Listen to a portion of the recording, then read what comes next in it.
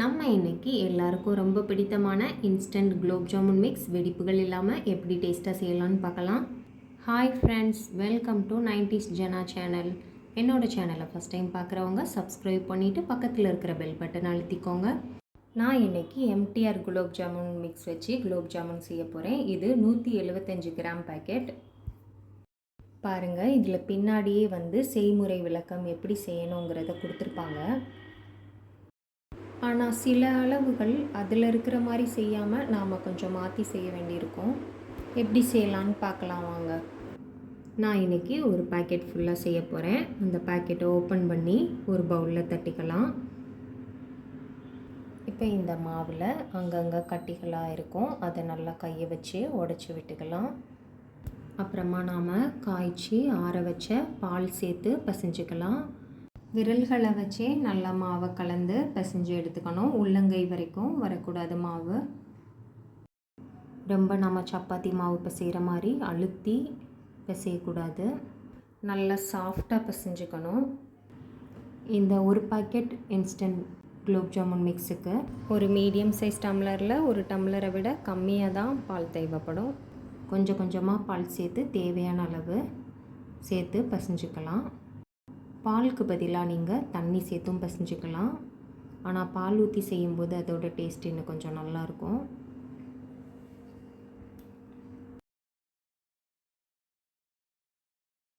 பாருங்கள், இந்த அளவு மாவு நல்லா சாஃப்டாக பசைஞ்சு வச்சுக்கலாம். மாவில் நம்ம விரல் வச்சு இந்த மாதிரி அமுக்கி பார்த்தோன்னா நம்ம விரல் அப்படி நல்லா உள்ளே போகணும், சாஃப்டாக விரல் பதியணும். அந்த மாதிரி பசைஞ்சிட்டு மூடி வச்சிடலாம். அது ஒரு 10 நிமிஷம் இருக்கட்டும். இப்போ நாம் சீனிப்பாகு ரெடி பண்ணிடலாம். அதுக்கு நாம் 1/2 கிலோ அளவு ஒயிட் சுகர் எடுத்துக்கலாம். இந்த பேக்கெட்டில் 900 கிராம் தேவைன்னு போட்டிருக்கோம். ஆனால் நம்ம 500 கிராம் போட்டாலே கரெக்டாக இருக்கும். 500 கிராம் அளவு சர்க்கரை எடுத்து அதை நம்ம வீட்டில் உள்ள ஒரு பாத்திரத்தில் தட்டி அதே அளவுக்கு நம்ம தண்ணியும் எடுக்கணும். அதுக்கேற்ற மாதிரி எடுத்துக்கலாம். நான் இப்போது இந்த பாத்திரத்தில் 500 கிராம் அளவு சுகர் எடுத்திருக்கேன். அதே அளவு தண்ணி சேர்த்துக்கலாம். தண்ணி சேர்த்துட்டு இந்த சர்க்கரை நல்லா கரையிற அளவு கொஞ்சம் நேரம் இந்த கரண்டி வச்சு மிக்ஸ் பண்ணிக்கலாம். இப்போ பாருங்கள், சீனி எல்லாம் நல்லா கரைஞ்சிருச்சு. இப்போ ஒரு 7-8 நிமிஷம் இதை மீடியம் ஃப்ளேமில் வச்சு சர்க்கரை பாகு ரெடி ஆகிறதுக்கு டைம் கொடுத்துடலாம். இப்போ நாம் இந்த டைமில் பசைஞ்சு வச்சுருக்க மாவுலேருந்து குலோப் ஜாமுன் பண்ணுறதுக்கு தேவையான சின்ன சின்ன உருண்டைகளாக உருட்டி எடுத்துக்கலாம். இந்த மாவை நாம் இப்போது கையில் எண்ணெயாவது நெய்யாது அப்ளை பண்ணிவிட்டு சின்ன சின்ன உருண்டைகளாக உருட்டி எடுத்துக்கலாம். மாவு பாருங்கள், நல்லா சாஃப்டாக ஊறி வந்திருக்கு. இப்போ நாம் குலோப் ஜாம் நமக்கு எந்த சைஸில் தேவையோ அதுக்கேற்ற மாதிரி உருண்டைகள் உருட்டி எடுத்துக்கலாம். ரொம்ப சின்ன உருண்டைகளாகவும் இல்லாமல் ரொம்ப பெரிய உருண்டைகளாகவும் இல்லாமல் மீடியம் சைஸ் உருண்டைகளாக உருட்டி எடுத்துக்கலாம். இந்த மாதிரி ஃபஸ்ட்டு ஈக்குவலாக மாவை பிரித்து போட்டுட்டோன்னா நம்மளுக்கு ஈக்குவலான சைஸில் உருட்டி எடுக்கிறதுக்கு ஈஸியாக இருக்கும். இப்போ நாம் உருண்டைகள் உருட்டுறதுக்கு கையில் எண்ணெயாவது நெய்யாது அப்ளை பண்ணிக்கலாம். ஒரு உருண்டை எடுத்து உள்ளங்கையில் வச்சு இந்த மாதிரி நல்லா வெடிப்பில்லாமல் உருட்டி எடுத்துக்கலாம். இப்போ நாம் கொஞ்சம் அழுத்தம் கொடுத்து உருட்டி எடுத்துக்கலாம். இப்போ நமக்கு வெடிப்புகள் இல்லாமல் பார்க்க அழகான உருண்டையாக கிடைக்கணும்.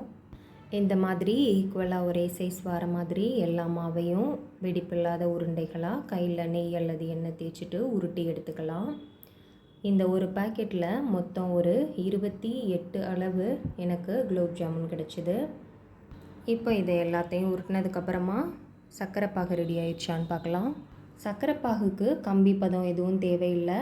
சர்க்கரையெல்லாம் நல்லா கரைஞ்சி கொஞ்சம் கையால் தொட்டு பார்த்தோன்னா கொஞ்சம் வலுவலுப்பாக இருக்கிற மாதிரி இருந்தால் போதும். இப்போ அடுப்பு ஆஃப் பண்ணிக்கலாம். இப்போ இதில் தட்டி வச்ச 2 ஏலக்காவை சேர்த்துக்கிறேன். சேர்த்துட்டு கலந்து விட்டுருங்க. இப்போ இந்த சர்க்கரை பாகு நல்லா ஆறி வெதுவெதுப்பான சூட்டுக்கு வரணும்.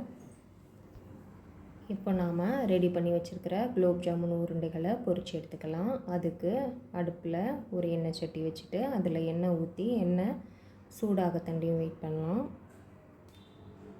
மீடியம் ஃப்ளேமில் வச்சே எண்ணெயை சூடு பண்ணி குலோப் ஜாமுன் பொரிச்சு எடுக்கணும். கொஞ்சம் கொஞ்சமாக குலோப் ஜாமுன் உருண்டைகளை சேர்த்துக்கலாம். அப்போ தான் எடுக்கிறதுக்கு ஈஸியாக இருக்கும். கரண்டி வச்சுட்டு உடனே நல்லா இந்த மாதிரி மிக்ஸ் பண்ணணும். நல்லா எல்லா பக்கமும் ஈக்குவலாக ஒரே கலரில் வெந்து வரணும் அப்படின்னா கரண்டி வச்சு இந்த மாதிரி மிக்ஸ் பண்ணிக்கிட்டே இருக்கணும். பாருங்கள், மாவு நல்லா கரெக்டான பக்குவத்தில் பிசைஞ்சு எடுத்தோன்னா தான் நமக்கு நல்லா வெடிப்புகள் இல்லாத குலோப் ஜாமுன் கிடைக்கும். இந்த மாதிரி நல்லா கலந்து விட்டுகிட்டே இருக்கணும்.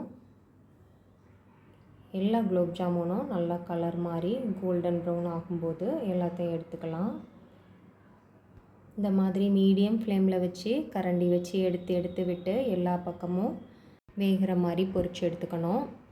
ஹை ஃப்ளேமில் வச்சிட்டோன்னா நமக்கு வெளியில் மட்டும் உடனே கோல்டன் ப்ரௌன் கலர் வந்துடும். ஆனால் உள்ளே வெந்திருக்காது, உள்ளே மாவாக இருக்கும். அப்புறம் மீடியம் ஃப்ளேம்லேயும் உங்களுக்கு ரொம்ப எரியிற மாதிரி இருந்ததுன்னா லோ ஃப்ளேமுக்கு வச்சுக்கோங்க. இந்த மாதிரி மாற்றி மாற்றி வச்சு பொரிச்சிக்கலாம். பாருங்கள், கொஞ்சம் நேரம் நல்லா கலந்து விட்டுக்கிட்டே இருந்ததுனால நல்லா எல்லாம் ஈக்குவலாக வெந்து கலர் சேஞ்ச் ஆகி வந்திருக்கு. இப்போ நல்லா உள்ளே வெந்து வந்திருக்கோம். இந்த டைமில் நாம் குலோப் ஜாமுனை வெளியில் எடுத்துக்கலாம். வெடிப்பு இல்லாமல் சூப்பராக வெந்து ரெடியாகி வந்திருக்கு. இப்போ இதை எடுத்து சர்க்கரை பாகில் சேர்த்துக்கலாம். நமக்கு சர்க்கரை பாகு குலோப் ஜாமுன் ரெண்டுமே சூடாக இருக்கக்கூடாது. சர்க்கரை பாகு நல்லா ஆறி லைட்டாக வெது வெதுப்பாக இருக்கும்போது நாம் பொரிச்செடுத்த குலோப் ஜாமுன்களை உடனே சேர்த்துடலாம். இல்லை சர்க்கரை பாகு கொஞ்சம் சூடாக இருந்ததுன்னா நீங்கள் குலோப் ஜாமுன் பொரிச்சு எடுத்து ஒரு நிமிஷம் வெளியில் வச்சுட்டு அப்புறமா சேர்த்துக்கலாம்.